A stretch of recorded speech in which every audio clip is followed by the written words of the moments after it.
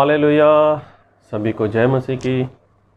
मैं अमरीक जॉय प्रभु पिता का धन्यवाद करता हूँ कि प्रभु पिता ने एक बार फिर समय दिया कि परमेश्वर के वचन आप लोगों के साथ बांट सकूं। अगर आप मेरे चैनल पर नए हो, अभी तक आपने चैनल को सब्सक्राइब नहीं किया, तो आप मेरे चैनल को सब्सक्राइब करें। साथ में जो बेल आइकन उसको टच करना, ताकि आने वाले वीडियो का नोटिफिकेशन, उसकी जानकारी आपको तुरंत मिलने पाए। और आप मेरे साथ इस वीडियो के अंत तक बने रहें। वीडियो पसंद आए शेयर करना, कमेंट करना, लाइक करना। नहीं पसंद आए तो कोई बात नहीं, आप डिसलाइक करना, लेकिन वीडियो को पूरा देखना। आप लोगों ने देखा होगा कि जो शेर होता है, सिंह, उसके दांत वो कितने नुकीले होते हैं, कितने तीखे होते हैं। अब वो शेर अगर किसी शिकार के ऊपर हमला करता है, और जब कोई शिकार उसके मुंह के अंदर चला जाता है, तो उसका वहाँ से बच पाना वो असंभव सा होता है। उसके दांत बहुत ही नुकीले, बहुत ही खूंखार से दांत होते हैं, और कोई भी शिकार जिसके ऊपर शेर ने हमला किया हो, तो वहाँ से वो बच नहीं पाता। ऐसे ही मैं बात कर रहा हूँ शेर की। तो क्या कभी आपने देखा है कि जो शेर है उसका मुंह कैसा होता है, उसके दांत वो कितने खतरनाक से होते हैं।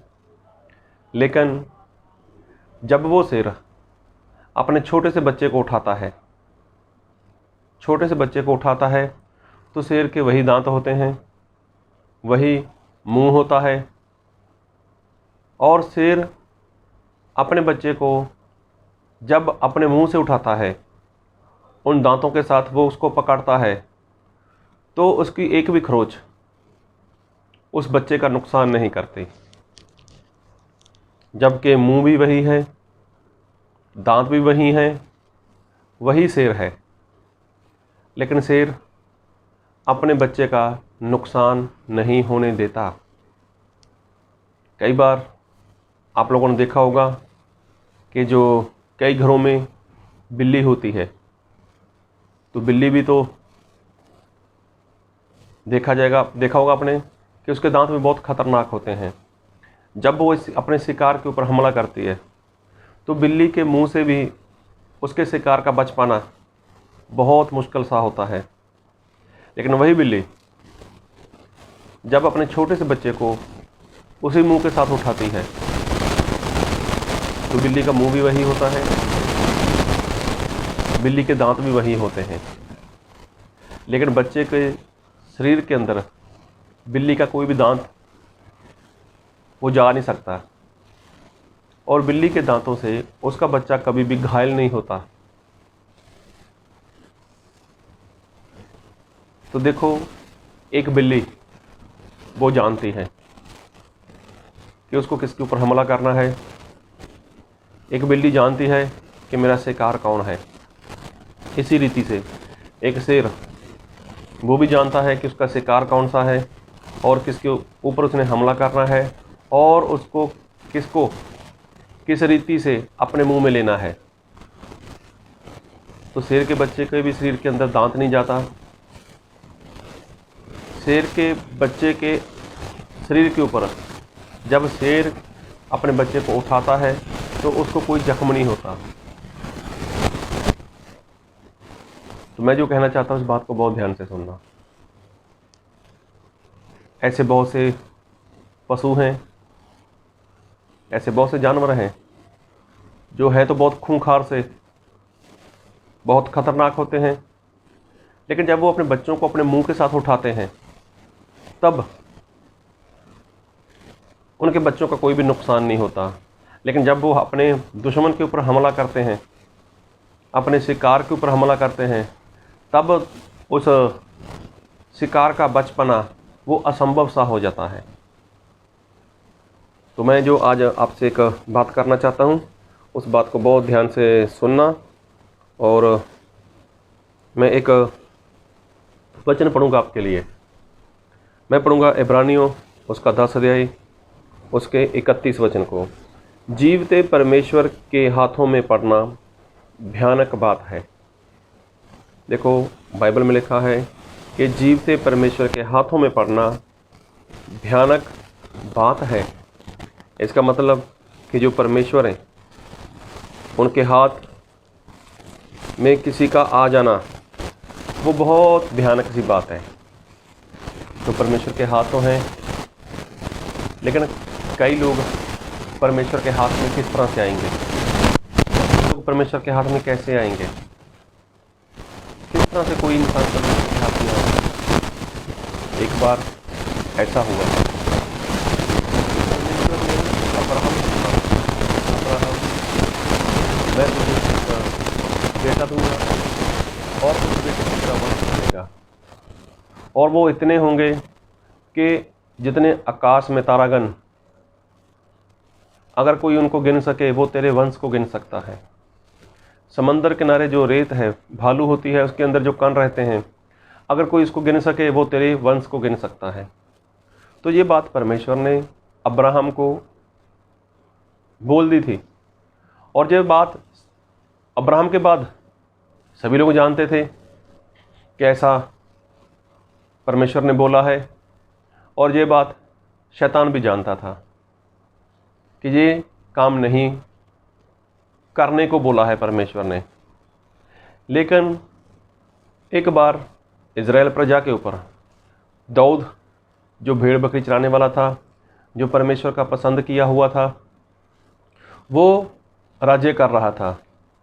तभी जाकर ऐसा हुआ कि जो शैतान है उसने दाऊद के मन में ये बात डाल दी कि दाऊद, तुझे पता होना चाहिए कि तेरे ऊपर, तेरे नीचे, तेरे हाथ के नीचे कितने लोग हैं और कितनी प्रजा के ऊपर तू राज्य कर रहा है।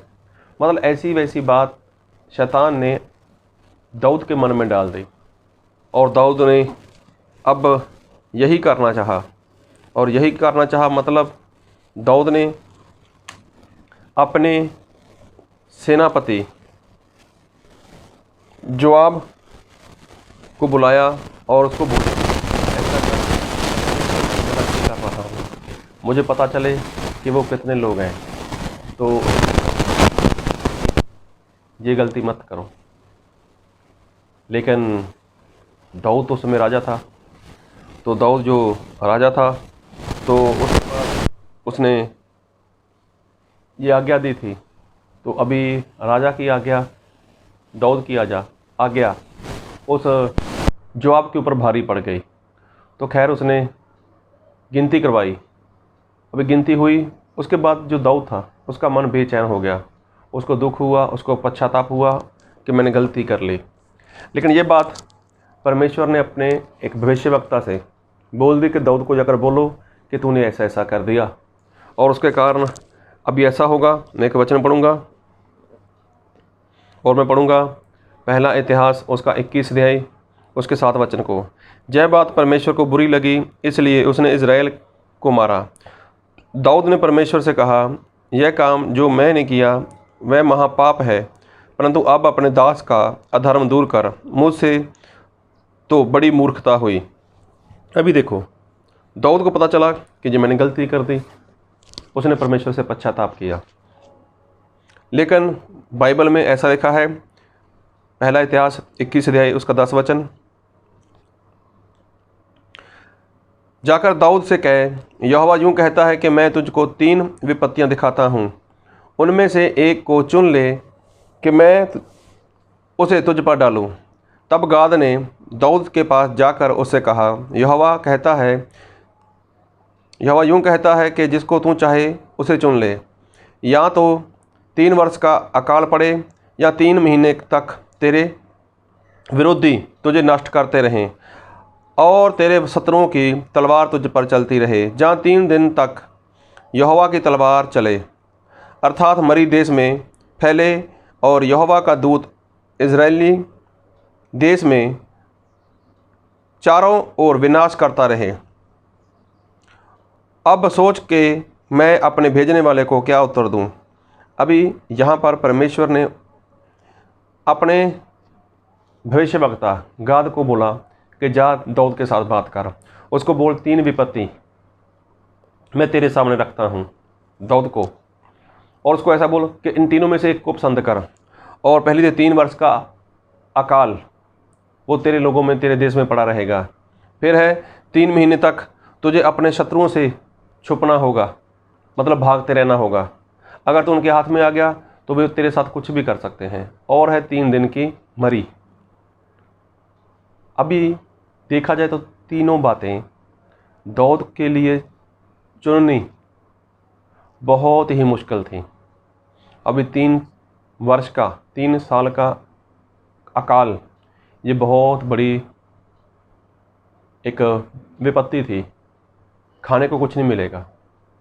फिर 3 महीने तक अपने शत्रुओं से बचते रहना, उनके हाथ नहीं लगना, ये भी बहुत मुश्किल बात थी।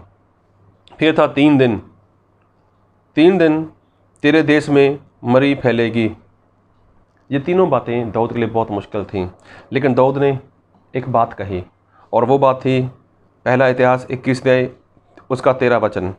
दाऊद ने गाद से कहा, मैं बड़े संकट में पड़ा हूँ, मैं यहोवा के हाथ में पड़ूँ, क्योंकि उसकी दया बहुत बड़ी है, परंतु मनुष्य के हाथ में मुझे पड़ना ना पड़े। अभी देखो, दाऊद ने बोला कि गलती तो मुझसे हो गई, पाप तो मुझसे हो गया, तो मैं किसी और की शरण में क्यों जाऊं, मैं किसी और के हाथ में क्यों जाऊं। अगर मैं किसी और के हाथ में चला गया तो वो तो मुझे मार डालेगा, वो मुझे ख़त्म कर डालेगा।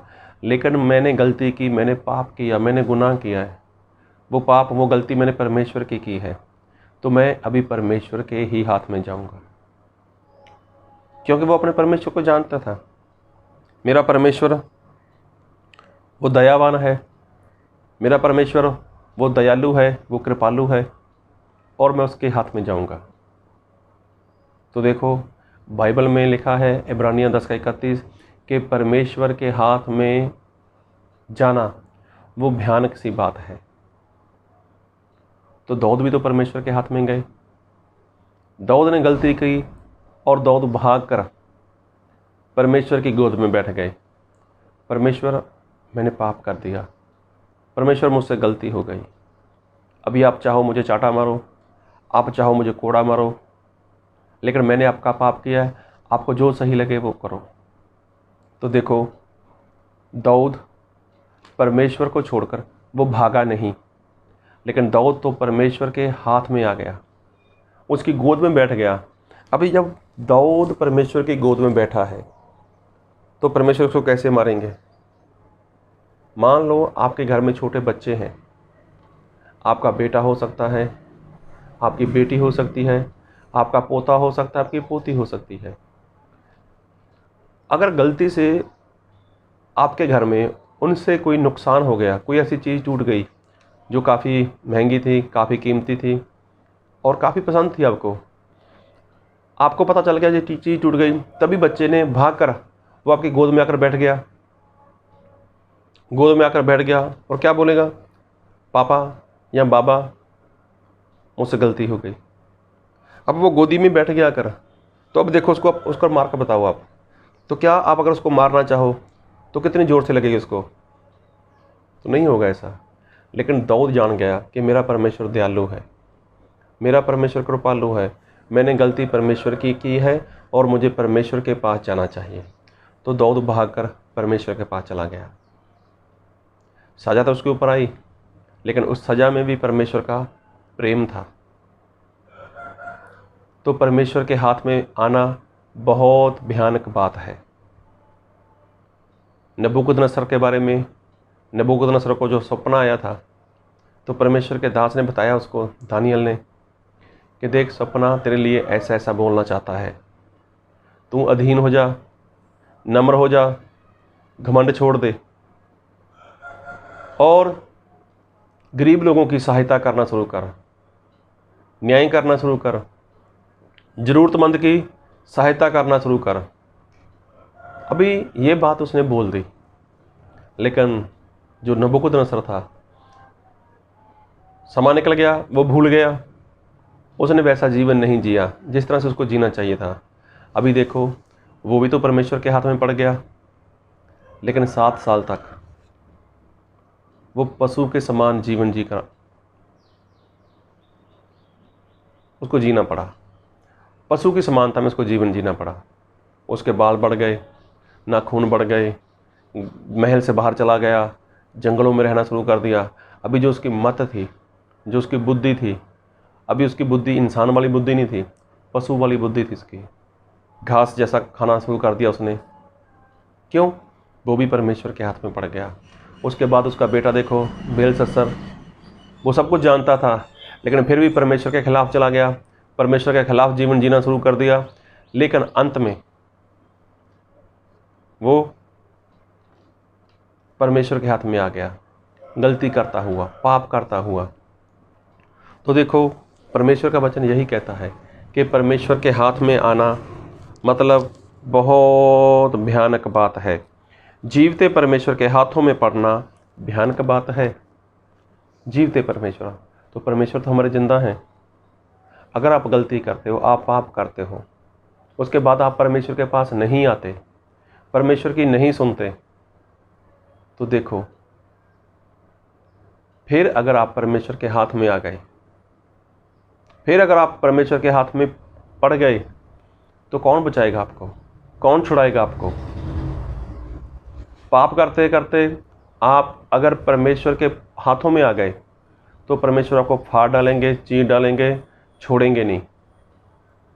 अगर पाप हो गया, अगर गलती हो गई, आपको एहसास हुआ कि मैंने पाप किया, मैंने गलती की, उसके बाद आप परमेश्वर के पास आते हो, तो परमेश्वर अपने हाथों में ले लेंगे, क्षमा कर देंगे, माफ़ कर देंगे और प्रेम करेंगे, जैसे दाऊद के साथ हुआ। दाऊद परमेश्वर से भागा नहीं।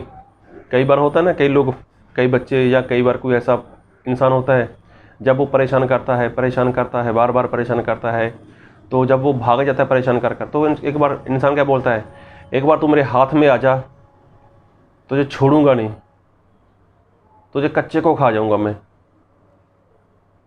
मतलब गुस्से के साथ ऐसा बोलता है, एक बार मेरे हाथ में आ जा।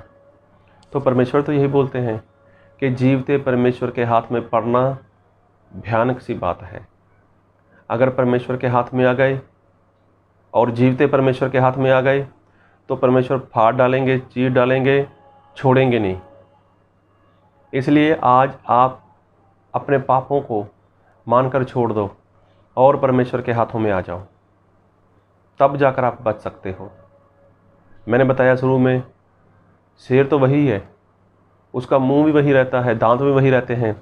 जब उसका शिकार उसके सामने आ जाता है, जब वो शिकार उसके मुंह में आ जाता है, उसके दांतों के बीच में आ जाता है, तो उसका वहाँ से बच पाना असंभव सा होता है।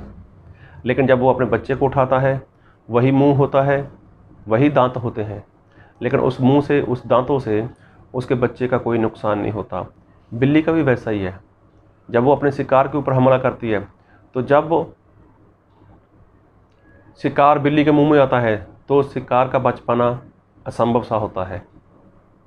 लेकिन बिल्ली अपने बच्चे को उठाए, तो वही मुंह, वही दांत, तो बच्चे का कोई नुकसान नहीं। तो ये परमेश्वर के हाथ है। परमेश्वर के हाथ है, तो परमेश्वर का हाथ वही है, लेकिन आप किस तरह से आ रहे हैं उसके हाथों में। जीवते परमेश्वर के हाथ में पड़ना भयानक सी बात है। तो परमेश्वर के हाथों में आपको तो आना ही होगा, आज नहीं तो कल। अगर आज आ गए, पापों की क्षमा लेकर आ गए, माफ़ी लेकर आ गए, तो बच पाओगे। अगर परमेश्वर को परेशान करते रहे, परमेश्वर को दुखी करते रहे, तो एक दिन परमेश्वर के हाथ आप तक पहुंच जाएंगे और परमेश्वर के हाथ आपको पकड़ लेंगे, और पकड़ने के बाद वो आपको चीर डालेंगे, फाड़ डालेंगे, कोई छुड़ाने वाला नहीं होगा आपको। तो फैसला आपको करना है कि आपको परमेश्वर के हाथों में कैसे आना है, क्योंकि परमेश्वर के हाथ में पड़ना भयानक सी बात है। तो प्रभु आप सभी को इन वचनों से बहुत आयत की आशीष दे। आमीन।